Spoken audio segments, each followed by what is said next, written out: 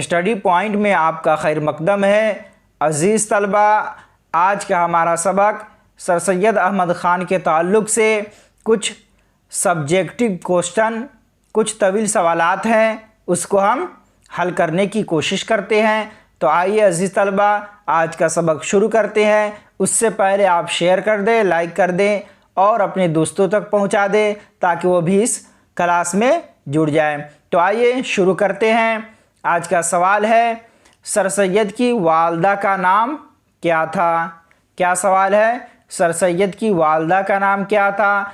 तो जवाब क्या होगा? अज़ीज़ुन्निसा बेगम। सर सैयद की वालदा का नाम अज़ीज़ुन्निसा बेगम था। अगला सवाल देखते हैं, सर सैयद के वालिद का नाम क्या था? तो सर सैयद के वालिद का नाम सैयद मीर मुत्तकी था। ठीक है। सर सैयद की बीवी का नाम क्या था? तो सर सैयद की बीवी का नाम पारसा बेगम था। क्या था? पारसा बेगम। अगला सवाल देखते हैं,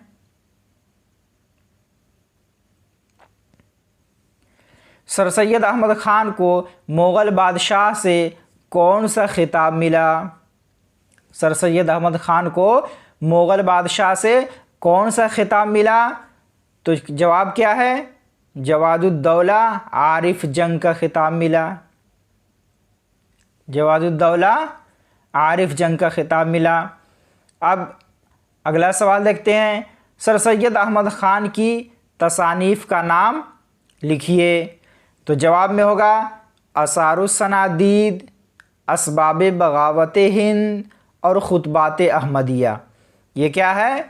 ये सर सैयद की तसानीफ़ का नाम है। क्या नाम है तसानीफ़ का?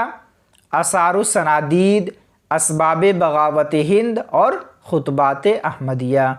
अगला सवाल देखते हैं, अलीगढ़ मुस्लिम यूनिवर्सिटी किसने कायम किया? तो आपको मालूम ही है, बिल्कुल आसान जवाब है, सर सैयद अहमद ख़ान ने कायम किया था।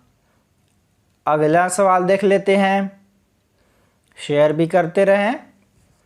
सर सैयद अहमद ख़ान की तरबियत किसके ज़ेरे साया हुई थी? सर सैयद अहमद ख़ान की तरबियत किसने की थी? तो क्या जवाब है? उनकी वालदा की ज़ेरे साया हुई थी। उनकी तरबियत उनकी वालदा ने की थी। सर सैयद की कब्र कहाँ है? तो जवाब क्या है? सर सैयद की कब्र अलीगढ़ में है। अगला सवाल देखते हैं, उर्दू नस्र में सादा नस्र नवेसी को किसने रवाज दिया? क्या सवाल है?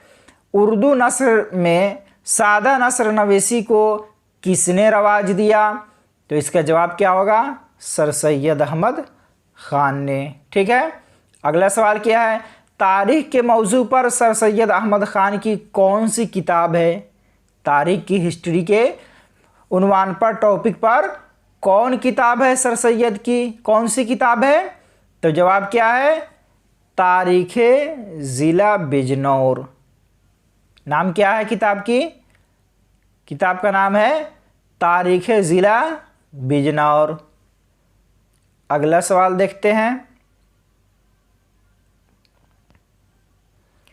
अगला सवाल कुछ लंबा है, पढ़ते हैं।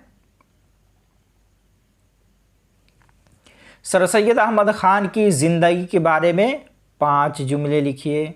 अगर आपके इम्तहान में आता है 5 जुमले लिखिए तो आपको इसी को लिख देना है। ठीक है।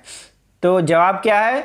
सर सैयद अहमद ख़ान दिल्ली के एक मुअज़्ज़ज़ घराने में 17 अक्टूबर 1817 को पैदा हुए। क्या है भाई? सर सैयद अहमद ख़ान दिल्ली के एक मुअज़्ज़ज़ घराने में 17 अक्टूबर 1817 को पैदा हुए। कहाँ पैदा हुए? दिल्ली में पैदा हुए। और कब पैदा हुए? तो 17 अक्टूबर 1817 को। आपकी तरबियत आपकी वालदा ने की, आपने पिछले सवाल में देखा भी। आपकी तरबियत आपकी वालदा ने की। तहसील इल्म के बाद यानी इल्म हासिल करने के बाद 1862 में गाज़ीपुर में एक अंजुमन साइंटिफिक सोसाइटी के नाम से बनाई। क्या है भाई? 1862 में गाजीपुर में एक अंजुमन साइंटिफिक सोसाइटी के नाम से बनाई। और इंग्लिस्तान से वापसी के बाद तहजीबुल अखलाक,